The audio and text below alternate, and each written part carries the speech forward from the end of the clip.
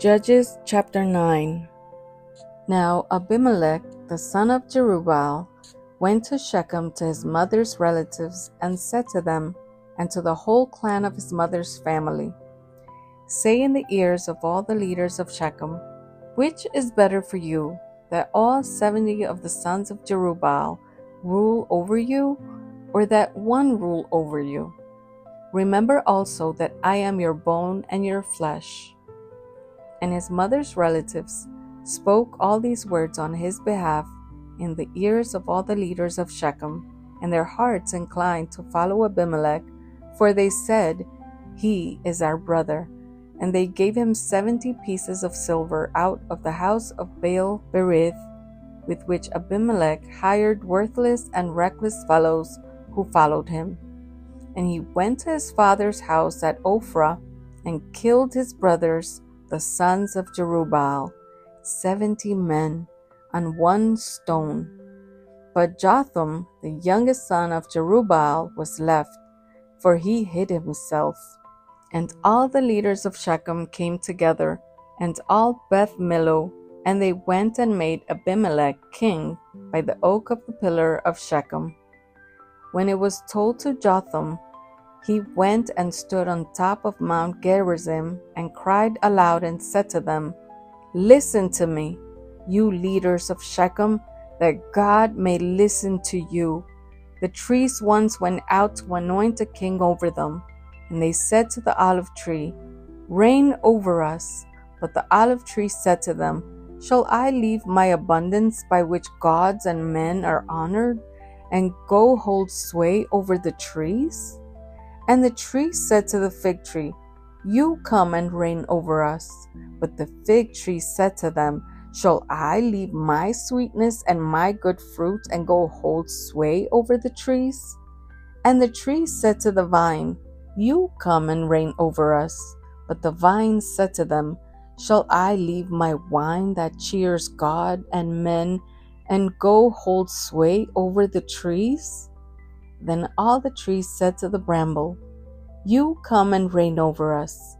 And the bramble said to the trees, "If in good faith you are anointing me king over you, then come and take refuge in my shade. But if not, let fire come out of the bramble and devour the cedars of Lebanon." Now therefore, if you acted in good faith and integrity when you made Abimelech king, and if you have dealt well with Jerubbaal and his house, and have done to him as his deeds deserved, for my father fought for you and risked his life, and delivered you from the hand of Midian, and you have risen up against my father's house this day, and have killed his sons, 70 men on one stone, and have made Abimelech, the son of his female servant, king over the leaders of Shechem, because he is your relative. If you then have acted in good faith and integrity with Jerubbaal and with his house this day, then rejoice in Abimelech, and let him also rejoice in you. But if not, let fire come out from Abimelech and devour the leaders of Shechem and Beth Millo. And let fire come out from the leaders of Shechem and from Beth Millo and devour Abimelech.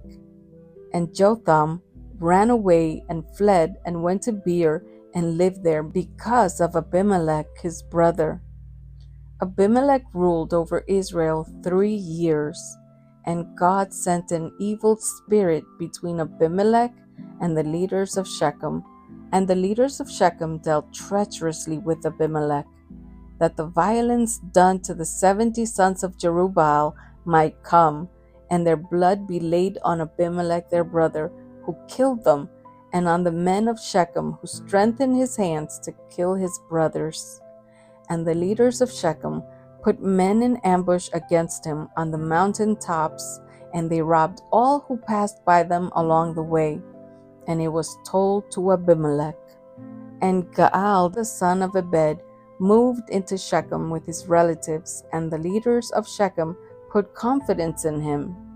And they went out into the field and gathered the grapes from their vineyards and trod them and held a festival. And they went into the house of their God and ate and drank and reviled Abimelech. And Gaal the son of Ebed said, Who is Abimelech, and who are we of Shechem, that we should serve him? Is he not the son of Jerubbaal, and is not Zabul his officer? Serve the men of Hamor the father of Shechem, but why should we serve him? Would that this people were under my hand, then I would remove Abimelech. I would say to Abimelech, Increase your army and come out. When Zabul, the ruler of the city, heard the words of Gaal, the son of Ebed, his anger was kindled. And he sent messengers to Abimelech secretly, saying, Behold, Gaal, the son of Ebed, and his relatives have come to Shechem, and they are stirring up the city against you. Now therefore go by night, you and the people who are with you, and set an ambush in the field.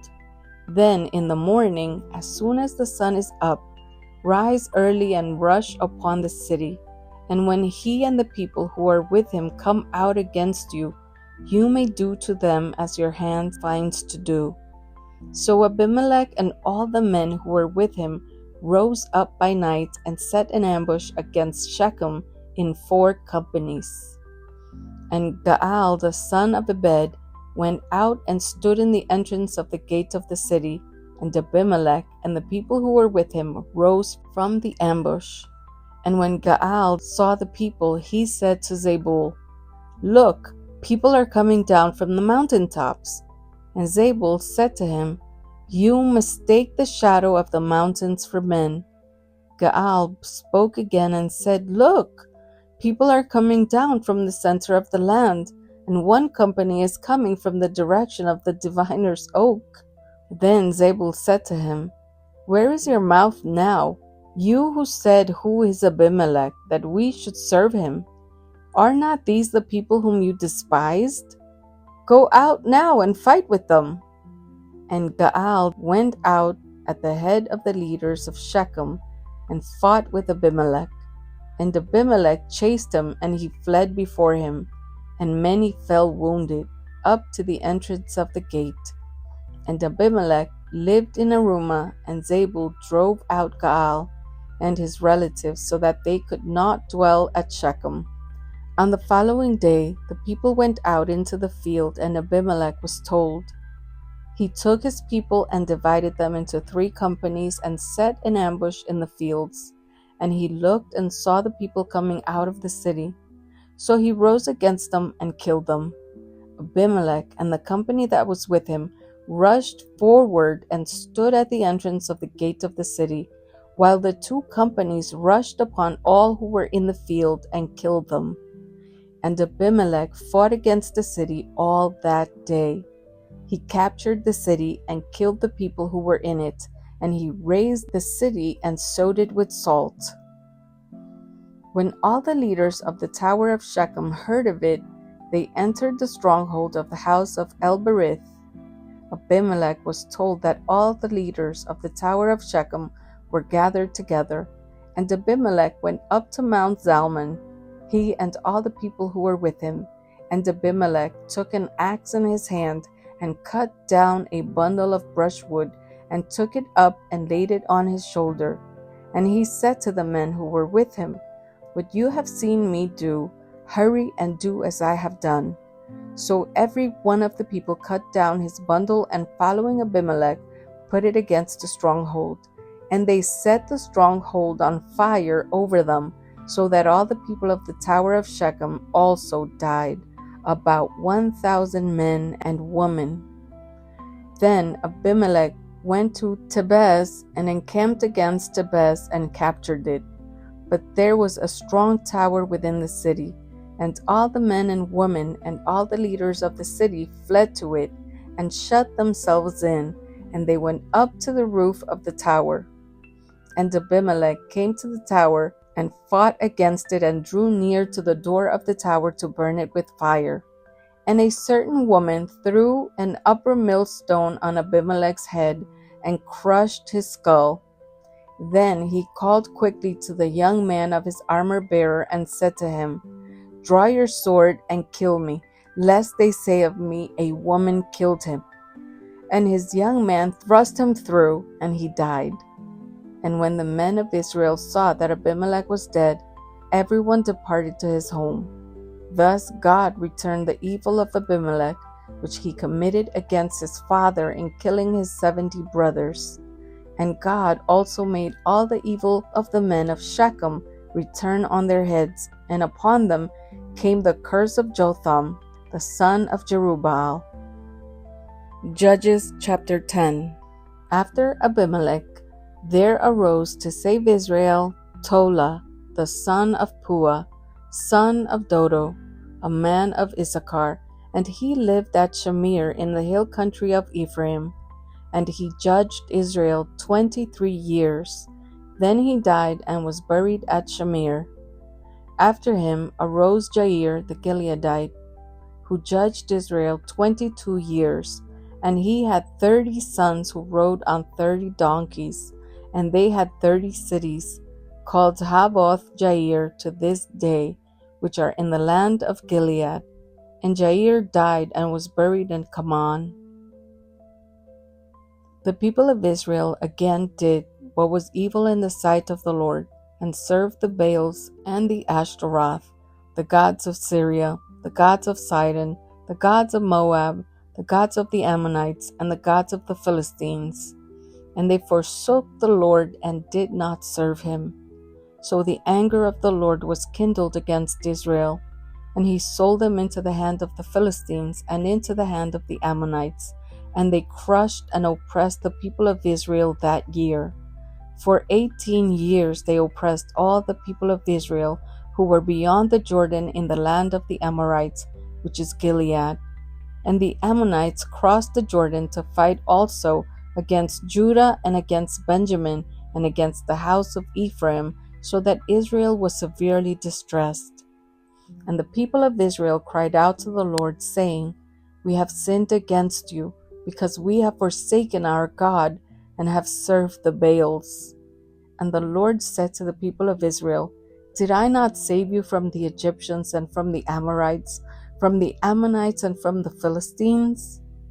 The Sidonians also, and the Amalekites and the Maonites oppressed you, and you cried out to me, and I saved you out of their hand.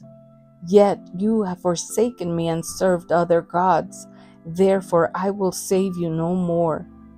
Go and cry out to the gods whom you have chosen. Let them save you in the time of your distress. And the people of Israel said to the Lord, We have sinned. Do to us whatever seems good to you. Only please deliver us this day. So they put away the foreign gods from among them and served the Lord, and he became impatient over the misery of Israel. Then the Ammonites were called to arms, and they encamped in Gilead. And the people of Israel came together, and they encamped at Mizpah. And the people, the leaders of Gilead, said one to another, Who is the man who will begin to fight against the Ammonites? He shall be head over all the inhabitants of Gilead. Ruth chapter 1. In the days when the judges ruled, there was a famine in the land. And a man of Bethlehem in Judah went to sojourn in the country of Moab, he and his wife and his 2 sons. The name of the man was Elimelech, and the name of his wife Naomi, and the names of his 2 sons were Mahlon and Chilion. They were Ephrathites from Bethlehem in Judah. They went into the country of Moab and remained there. But Elimelech, the husband of Naomi, died, and she was left with her 2 sons. These took Moabite wives. The name of the one was Orpah, and the name of the other Ruth. They lived there about 10 years. And both Mahlon and Chilion died, so that the woman was left without her 2 sons and her husband. Then she arose with her daughters-in-law to return from the country of Moab, for she had heard in the fields of Moab that the Lord had visited his people and given them food. So she set out from the place where she was with her 2 daughters-in-law, and they went on the way to return to the land of Judah. But Naomi said to her daughters-in-law, "Go, return each of you to her mother's house. May the Lord deal kindly with you, as you have dealt with the dead and with me. The Lord grant that you may find rest, each of you, in the house of her husband." Then she kissed them, and they lifted up their voices and wept. And they said to her, "No, we will return with you to your people." But Naomi said, "Turn back, my daughters. Why will you go with me? Have I yet sons in my womb that they may become your husbands? Turn back. My daughters, go your way, for I am too old to have a husband. If I should say I have hope, even if I should have a husband this night and should bear sons, would you therefore wait till they were grown? Would you therefore refrain from marrying? No, my daughters, for it is exceedingly bitter to me for your sake that the hand of the Lord has gone out against me." Then they lifted up their voices and wept again. And Orpah kissed her mother-in-law, but Ruth clung to her. And she said, "See, your sister-in-law has gone back to her people and to her gods. Return after your sister-in-law." But Ruth said, "Do not urge me to leave you or to return from following you. For where you go, I will go, and where you lodge, I will lodge. Your people shall be my people, and your God, my God. Where you die, I will die, and there will I be buried. May the Lord do so to me, and more also, if anything but death parts me from you." And when Naomi saw that she was determined to go with her, she said no more. So the 2 of them went on until they came to Bethlehem. And when they came to Bethlehem, the whole town was stirred because of them. And the woman said, "Is this Naomi?" She said to them, "Do not call me Naomi. Call me Mara, for the Almighty has dealt very bitterly with me. I went away full, and the Lord has brought me back empty. Why call me Naomi, when the Lord has testified against me, and the Almighty has brought calamity upon me?" So Naomi returned, and Ruth the Moabite, her daughter-in-law, with her, who returned from the country of Moab, and they came to Bethlehem at the beginning of barley harvest. Ruth chapter 2. Now Naomi had a relative of her husband's, a worthy man of the clan of Elimelech, whose name was Boaz. And Ruth the Moabite said to Naomi, "Let me go to the field and glean among the ears of grain after him, in whose sight I shall find favor." And she said to her, "Go, my daughter." So she set out and went and gleaned in the field after the reapers. And she happened to come to the part of the field belonging to Boaz, who was of the clan of Elimelech. And behold, Boaz came from Bethlehem, and he said to the reapers, "The Lord be with you." And they answered, "The Lord bless you." Then Boaz said to his young man who was in charge of the reapers, "Whose young woman is this?" And the servant who was in charge of the reapers answered, "She is the young Moabite woman who came back with Naomi from the country of Moab." She said, "Please let me glean and gather among the sheaves after the reapers." So she came, and she has continued from early morning until now, except for a short rest. Then Boaz said to Ruth, "Now listen, my daughter, do not go to glean in another field or leave this one. But keep close to my young woman. Let your eyes be on the field that they are reaping, and go after them. Have I not charged the young men not to touch you? And when you are thirsty, go to the vessels and drink what the young men have drawn." Then she fell on her face, bowing to the ground, and said to him, "Why have I found favor in your eyes, that you should take notice of me, since I am a foreigner?" But Boaz answered her, "All that you have done for your mother-in-law since the death of your husband has been fully told to me, and how you left your father and mother and your native land and came to a people that you did not know before. The Lord repay you for what you have done, and a full reward be given you by the Lord, the God of Israel, under whose wings you have come to take refuge." Then she said, "I have found favor in your eyes, my Lord, for you have comforted me and spoken kindly to your servant, though I am not one of your servants." And at mealtime, Boaz said to her, "Come here, eat some bread and dip your morsel in the wine." So she sat beside the reapers, and he passed to her roasted grain. And she ate until she was satisfied, and she had some left over.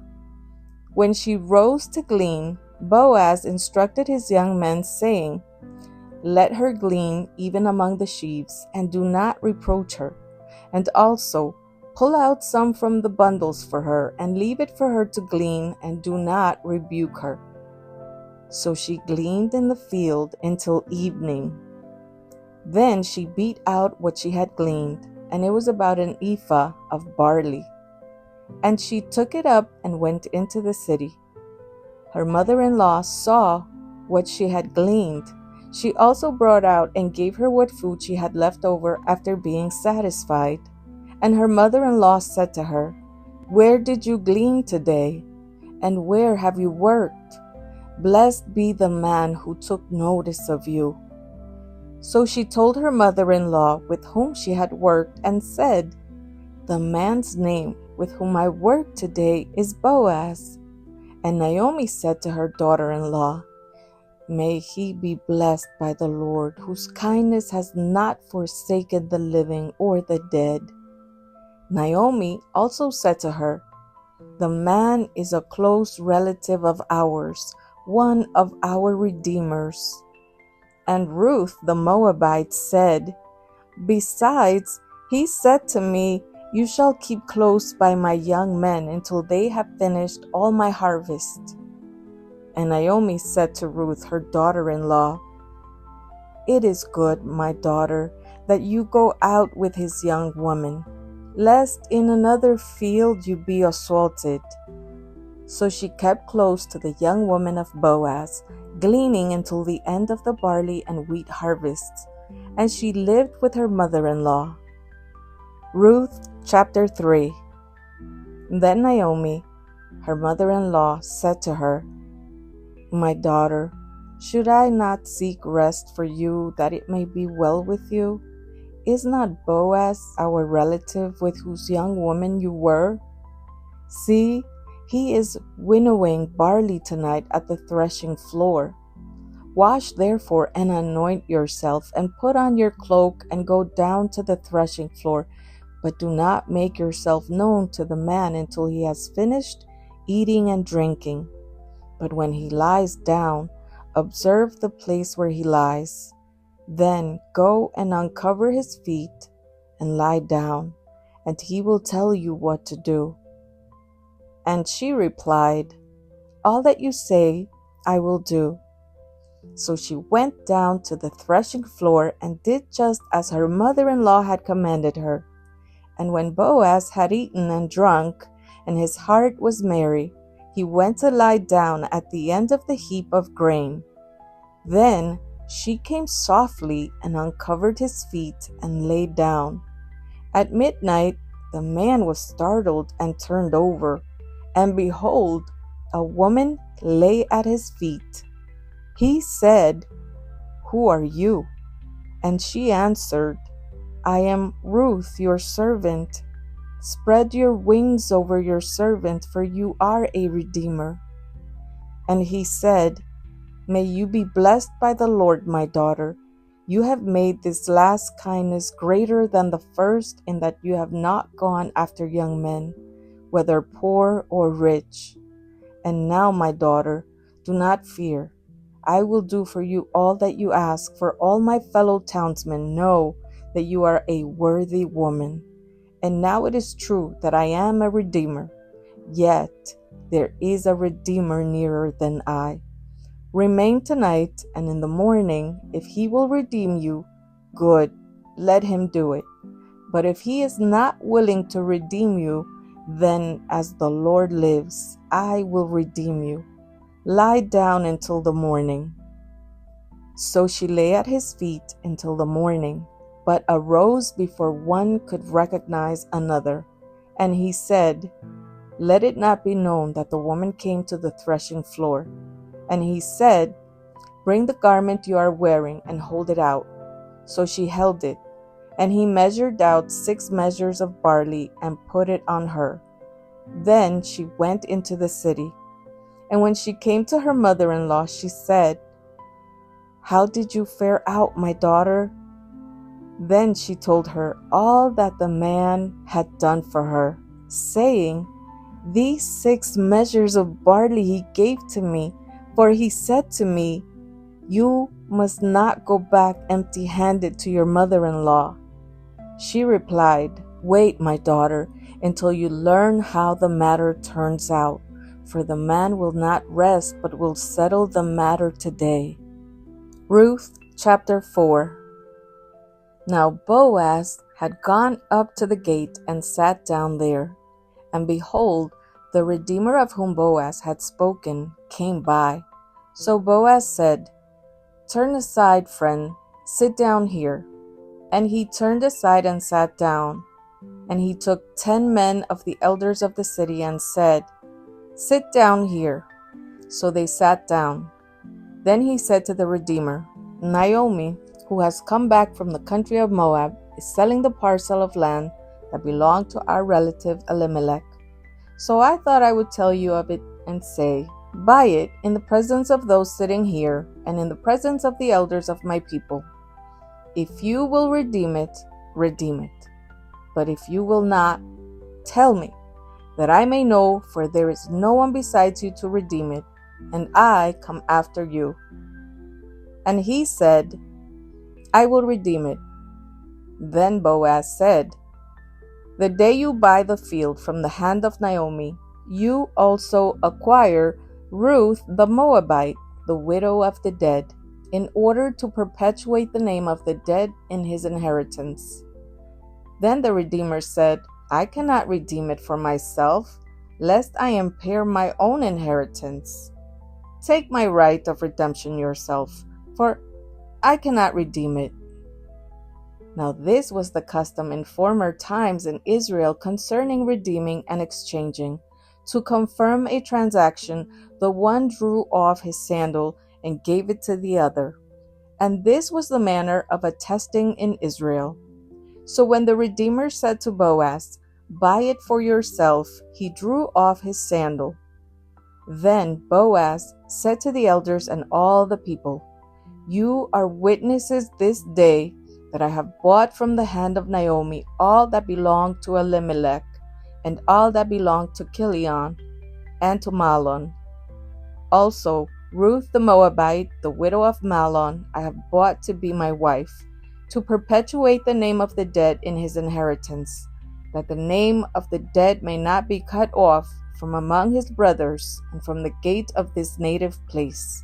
You are witnesses this day." Then all the people who were at the gate and the elders said, "We are witnesses. May the Lord make the woman who is coming into your house like Rachel and Leah, who together built up the house of Israel. May you act worthily in Ephrathah and be renowned in Bethlehem. And may your house be like the house of Perez, whom Tamar bore to Judah, because of the offspring that the Lord will give you by this young woman." So Boaz took Ruth, and she became his wife. And he went into her, and the Lord gave her conception, and she bore a son. Then the woman said to Naomi, "Blessed be the Lord, who has not left you this day without a redeemer, and may his name be renowned in Israel. He shall be to you a restorer of life and nourisher of your old age. For your daughter-in-law who loves you, who is more to you than 7 sons, has given birth to him." Then Naomi took the child and laid him on her lap and became his nurse. And the women of the neighborhood gave him a name, saying, "A son has been born to Naomi." They named him Obed. He was the father of Jesse, the father of David. Now these are the generations of Perez. Perez fathered Hezron. Hezron fathered Ram. Ram fathered Aminadab. Aminadab fathered Nahshon. Nahshon fathered Salmon. Salmon fathered Boaz. Boaz fathered Obed.